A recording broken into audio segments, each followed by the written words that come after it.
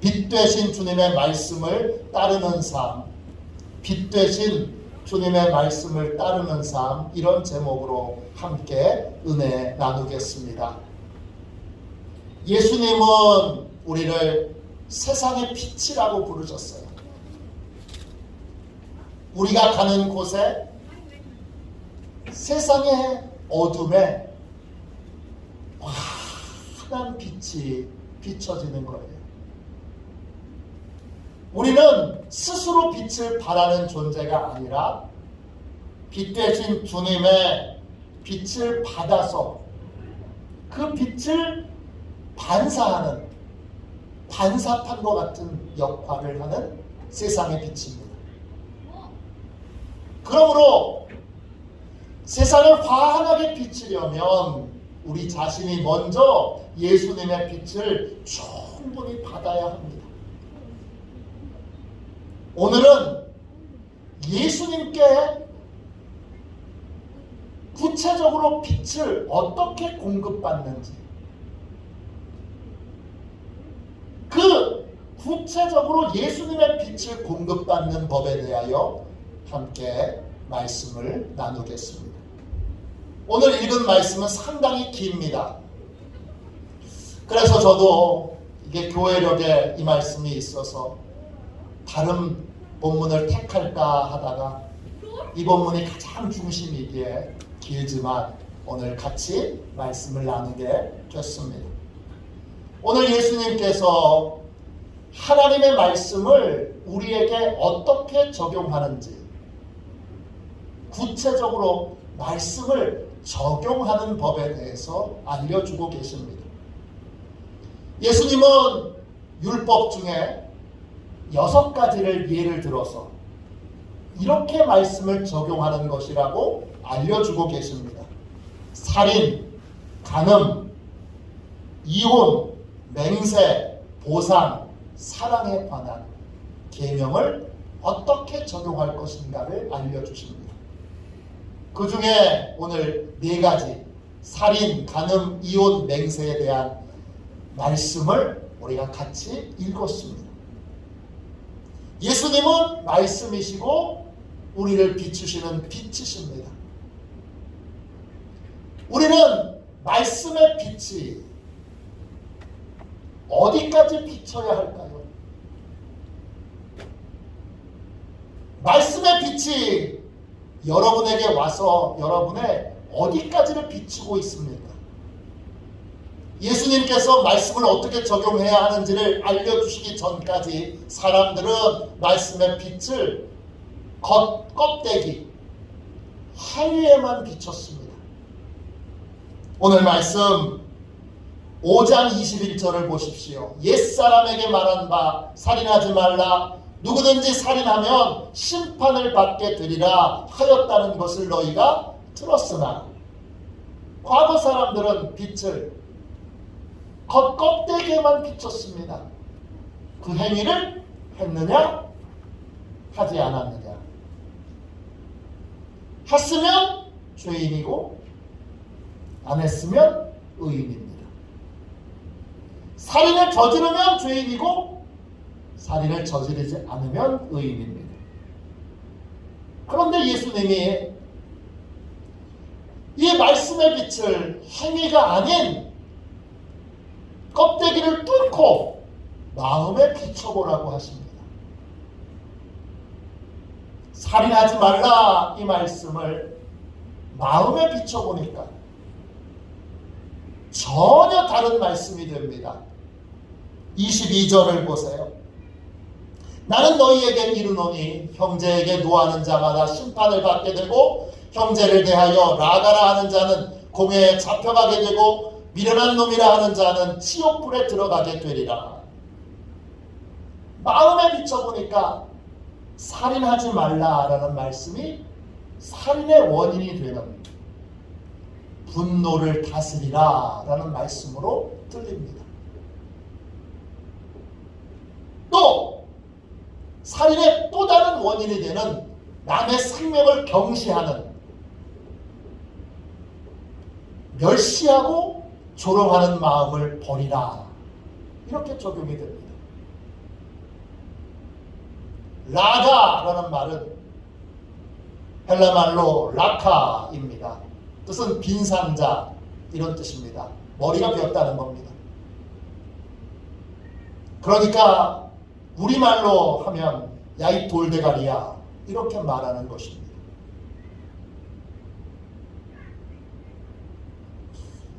살인은 다른 사람의 생명과 인격을 무시하는 것입니다.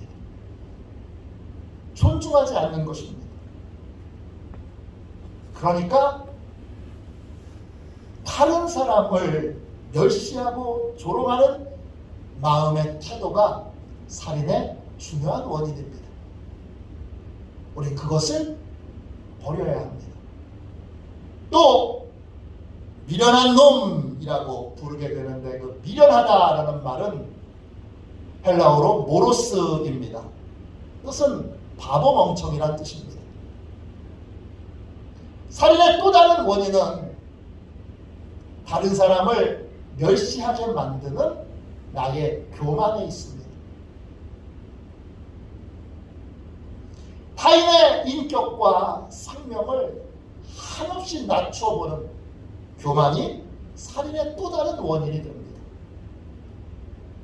그러므로 살인하지 말라 얼마나 간단한 계명입니까? 이 계명을 마음으로 비춰보면 살인하지 말라 이 단순한 계명이 분노를 다스리라,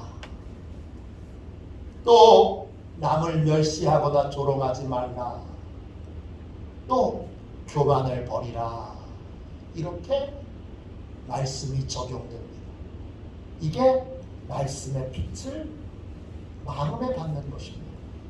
여기서 멈추지 않고 이 단순한 계명, 살인하지 말라라고 하는 계명은 살인의 또 다른 원인이 되는 타인의 고통과 피해에 대하여 둔감한 마음, 다른 사람이 상처를 입든 말든 다른 사람이 고통을 당하든 말든 상관없어 라고 생각하는 이 둔감한 마음을 반성하라 라는 말씀으로 적용됩니다. 23절부터 25절까지 보십시오.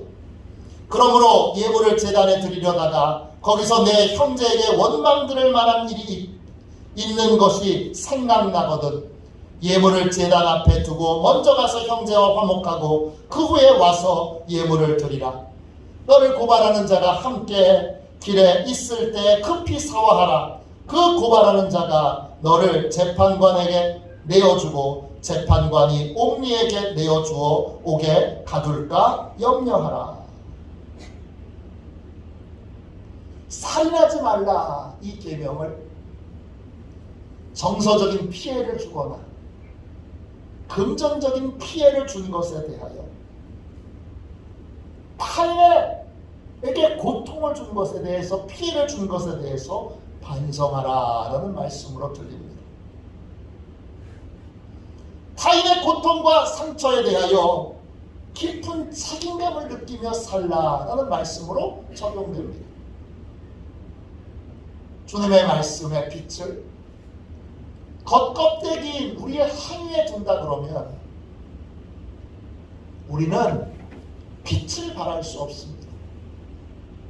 빛을 발하려면 주님의 말씀의 빛이 우리의 마음을 비춰야 되고 모든 행동의 동기를 비춰야 되고 그리고 하나님과의 관계, 사람과의 관계에 말씀의 빛이 비춰져야 합니다.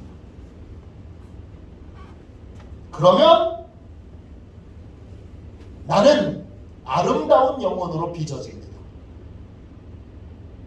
그럼 나는 세상에 빛을 비출 수 있는 아름다운 영혼이 됩니다. 아름다운 영혼으로 빚어지도록 말씀의 빛을 내 영혼 가장 깊숙한 곳까지 그 빛이 들어올 수 있도록 허용하는 저와 여러분이 되시기를 주님의 이름으로 축원합니다. 러시아 소설가 톨스토이는 18살에 대학을 중퇴하고 그리고 기독교 신앙을 버립니다. 하나님을 떠납니다. 그리고 성공과 출세를 위해서 인생을 삽니다. 그는 목표를 세웠던 성공과 출세를 이룹니다. 그는 전쟁과 평화, 또 안나 까레리나 등등의 소설로 러시아의 국민 작가가 됩니다. 또 귀족 집안의 자녀이기 때문에 엄청난 재산과 부와 하인들을 거느리고 있고 자녀도 10명 이상 낳아서 아주 풍족하고 행복하고 모자란 것이 조금도 없는 인생을 살아갑니다.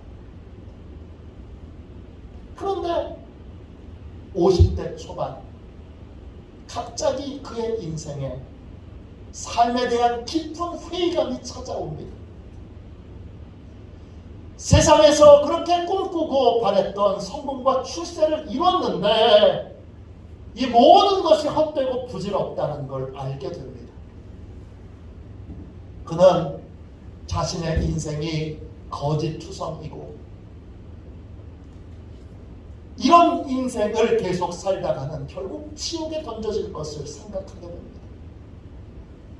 바르게 살고 싶다는, 참된 삶을 살고 싶다는 열망에 사로잡혀 어떻게 하면 참된 삶을 살 수 있을까 이걸 고민하는데 그의 주변은 다 거짓된 사람들 투성입니다.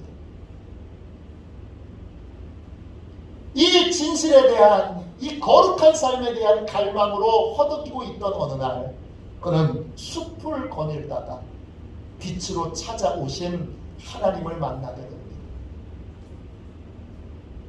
비로소 그의 내면에 하나님의 빛이 들어오게 되고 그는 그 빛을 통하여 참된 삶을 살 수 있는 길을 찾게 됩니다. 그는 그날의 깨달음을 이렇게 고백합니다. 지적으로 하나님께 접근했을 때 제게 하나님은 점점 더 희미해졌습니다. 그런데 하나님께서 영적인 빛을 비춰주셨을 때 저는 비로소 삶의 활기를 찾을 수 있었고 제 주변의 모든 것이 의미 있게 변했습니다. 톨스토이는 빛으로 찾아오신 하나님을 만난 이후 산상수훈에 나온 말씀 그대로를 지켜 행하는 삶을 살고자 노력합니다. 그리고 아침마다 늘 이렇게 기도합니다. 제 안에 계신 하나님, 제게 빛과 사랑을 주옵소서. 회심한 다음 자신이 체험한 기쁨과 은혜를 사람들에게 나누기 위하여 그는 8편의 우리가 알고 있는 유명한 톨스토이의 단편을 씁니다. 그리고 그 책의 제목을 이렇게 붙입니다. 빛이 있는 동안 빛 가운데로 걸으라. 이 제목은 요한복음 12장 35절을 근거로 하고 있습니다. 빛이 너희 중에 있으니 빛이 있을 동안에 다녀 어둠에 붙잡히지 않게 하라. 어둠에 다니는 자는 그 가는 곳을 알지 못하느니라. 어떻게 살아야 할까? 바른 삶은 어떻게 사는 걸까? 고민하던 톨스토이에게 주님이 주신 말씀입니다. 천국에 가면 천국의 빛 가운데 살게 되겠습니다. 그러나 천국 가기 전까지는 우리는 말씀의 빛을 받아 삶을 살아야 합니다. 말씀의 빛을 겉껍데기에만 비춰서는 여러분이 아름다운 영혼을 가질 수 없습니다. 말씀의 빛이 내 마음을 비춰야 되고 내 행동의 동기를 비춰야 되고 하나님과 사람과의 관계를 비춰야 합니다. 그러면 그 빛이 우리를 어둠에서 빠져나오게 하고 그 빛이 우리를 아름다운 영혼이 되게 만듭니다. 그러면 내가 가는 곳이 가정이든 일터이든 어디든 세상의 어둠을 밝히는 그러한 빛의 역할을 할 수 있게 됩니다. 주님은 간음하지 말라라고 하는 말씀도 행위가 아닌 마음에 적용하라고 하십니다. 여러분 27절, 28절 보세요. 또 간음하지 말라 하였다는 것을 너희가 들었으나 나는 너희에게 이르노니 음욕을 품고 여자를 보는 자마다 마음에 이미 간음하였느니라. 간음하지 말라라고 하는 걸 행위로만 적용하면 우리 대부분은 의로운 사람입니다. 왜? 우리는 최소한 행위로는 간음을 하지 않았기 때문입니다. 그러나 간음하지 말라 이 말씀을 마음에 적용하면 전혀 다른 말씀이 됩니다. 간음의 원인이 되는 마음의 음욕을 허용하지 말라라는 말씀으로 들어야 하기 때문입니다. 음욕이라고 하는 말은 에피투메오입니다. 특정한 대상을 향하여 탐내고 갈망하는 마음을 갖는 것입니다. 남편이 아닌, 아내가 아닌 어떠한 남자, 어떠한 여자에 대하여 탐내고 갈망하는 마음을 갖게 되는 것이 음욕입니다. 이 음욕을 나는 행동을 안 했으니까 괜찮아가 아니라 이 음욕을 내 마음에 계속 허용하고 그대로 내버려 두면 그 음욕은 자라게 되어 결국 간음의 행위로 이어지게 됩니다. 그러니까 주님은 간음하지 말라 이 말씀을 마음에 적용시켜 마음에 음욕이 있는 것을 발견하게 되거든 그걸 과감하게 잘라버려야 한다고 말씀하십니다. 얼마나 과감하게 잘라야 하느냐? 눈을 뽑는 심정으로, 손을 자르는 심정으로 마음에서 음욕을 잘라내야 합니다.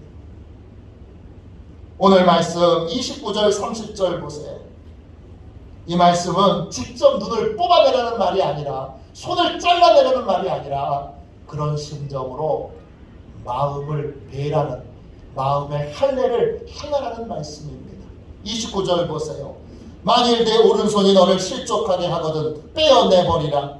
내 백체 중 하나가 없어지고 온 몸이 지옥에 던져지지 않는 것이 유익하며 또한 만일 내 오른손이 너를 실족하게 하거든 찍어내버리라. 내 백체 중 하나가 없어지고 온 몸이 지옥에 던져지지 않는 것이 유익하니라.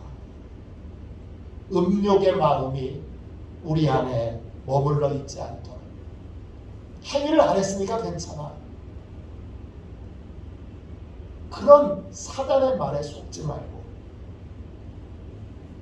마음에 음욕이 생긴 것을 알게 되면 즉시 말씀의 검으로 그 마음을 잘라버려야 합니다.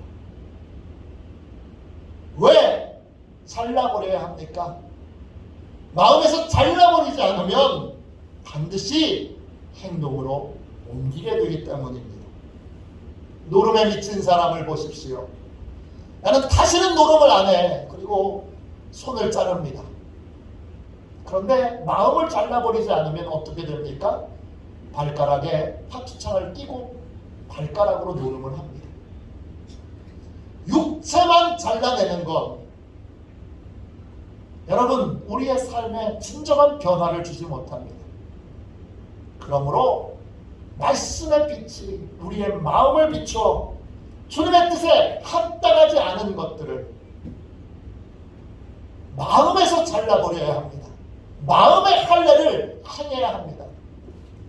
주님이 마음의 할례를 행하라고 우리에게 말씀하고 계십니다. 그 다음 이혼에 대한 말씀도 행위가 아닌 마음에 적용하라고 말씀하십니다. 31절, 32절 보세요. 또 일러스되 누구든지 아내를 버리려거든 이혼 증서를 줄 것이라 하였으나 나는 너희에게 이르노니 누구든지 음행한 이유 없이 아내를 버리면 이는 그로 간음하게 하며 또 누구든지 버림받은 여자에게 장가드는 자도 간음함이니라. 유대 법에 따르면 이혼 증서를 써주면 이혼할 수 있습니다. 안타깝게도 유대인의 법에는 남자가 이혼을 결정합니다. 이혼 증서를 써주는 목적은 신명기 24장 1절부터 4절까지에 보면 두 가지 목적이 있습니다. 첫 번째는 이혼한 여자가 재혼할 수 있는 길을 열어주기 위해 이혼 증서를 줍니다. 그거보다 더 아주 분명한 이유가 있는데 뭐냐? 이혼한 여자와 다시 재혼할 의향이 조금도 없다는 거예요. 절대 재혼 다시 하지 않겠다는 그러한 확증을 하기 위하여 이혼 증서를 주는 것입니다. 예수님 시대에 많은 남자들이 이혼 증서를 주고 아내와 이혼을 했습니다. 그러나 예수님은 이혼을 마음에 적용해 보라고 하십니다. 하나님이 남자와 여자를 결혼을 통해서 한 몸을 이루게 하셨습니다. 한 몸을 이루게 하신 하나님의 뜻에 전심으로 순종했는지 마음으로 확인해 보라는 것입니다. 또 아내와 남편에게 불평하고 원망하기 전에 내가 먼저 남편의 도리, 아내의 도리를 정말 다 했는지, 내가 남편으로서의 영적 책임감을 다 했는지 스스로 확인하고 점검하는 것이 먼저라는 것입니다. 그 다음 여러분 맹세에 대한 말씀도 행위가 아닌 마음에 적용하라고 말씀하십니다. 33절부터 36절입니다. 또 옛사람에게 말한 바 헛맹세를 하지 말고 내 맹세한 것을 굳게 지키라 하였다는 것을 너희가 들었으나 나는 너희에게 이르노니 도무지 맹세하지 말지니 하늘로도 하지 말라 이는 하나님의 보좌임이요 땅으로도 하지 말라 이는 하나님의 발등상임이요 예루살렘으로도 하지 말라 이는 큰 임금의 성임이요 내 머리로도 하지 말라 이는 내가 한 터럭도 희고 검게 할 수 없음이라. 옛날 맹세에 관한 말씀은 맹세할 당시가 정말 속일 생각이 없이 진심이었는지 아닌지를 통하여 참인지 거짓인지를 그렇게 구분했습니다. 그런데 주님이 맹세에 관한 말씀을 마음에 적용해 보라고 하니까 마음으로 적용해 보니까 내가 어떤 사람인지부터 확인하게 됩니다. 나는 맹세를 하게 되면 반드시 지켜야 되는데 모든 돌발 변수를 다 해결하고 어떤 상황에서도 맹세를 지킬 수 있는 사람인가? 마음의 질문을 하면 대답은 분명합니다. 아니요. 나는 아닙니다. 그러면 할 수 없는 내가 할 수 있다고 말하는 건 거짓 맹세입니다. 그러니까 주님이 말씀하십니다. 아예 맹세를 하지 말아라. 왜냐? 맹세를 지킬 수 있는 존재가 내가 아니기 때문입니다. 더 나아가서 주님은 맹세를 하는 건 말을 앞세우는 거니까 함부로 말을 앞세우는 삶을 살지 말라. 이렇게 맹세에 대한 계명을 적용시키십니다. 37절입니다. 오직 너희 말은 옳다 아니라 하라. 이에서 지나는 것은 악으로부터 나느니라. 맹세에 대한 말씀을 겉으로 보면 진심으로 맹세했느냐 거짓으로 맹세했느냐 이것만 적용하게 되지만 맹세의 말씀을 마음의 깊은 곳으로 적용해 보면 나의 부족함과 연약함을 겸손히 인정하라 라는 말씀입니다. 또 말과 행동에 절제를 가지라 라는 말씀으로 적용이 됩니다. 이게 말씀의 빛을 마음에 받는 것입니다. 우리는 세상의 빛입니다. 우리가 가는 곳은 세상의 어둠이 환한 빛으로 바뀌게 됩니다. 세상의 빛이 되려면 주님의 빛을 충분히 받아야 합니다. 어디까지 받아야 되느냐? 내 영혼 깊은 곳, 내 마음의 중심, 내 모든 행동의 동기, 그리고 하나님과 사람의 관계까지 빛이 비춰져야 합니다. 그럴 때 나는 아름다운 영혼으로 새롭게 빚어지게 됩니다. 그러면 나를 통하여 가정의 빛이 비춰지고 세상의 은혜와 은총의 빛이 비춰지게 됩니다. 날마다 말씀의 빛으로 이제 제한 없이 그 빛 가운데로 나와 빛 가운데로 나를 비춰 아름다운 영혼으로 새롭게 빚어지는 화도시온의 모든 가족들이 되시기를 주님의 이름으로 축원합니다. 이 시간 우리 함께 찬양하고 우리 통성으로 기도하겠습니다. 찬송가 384장을 1절만 두 번 찬양하고 주여 주님의 말씀의 빛을 제가 제한 없이 받게 해주셔서 아름다운 영혼으로 주의 말씀으로 새롭게 빚어지게 하여 주옵소서. 이렇게 뜨겁게 기도하도록 하겠습니다.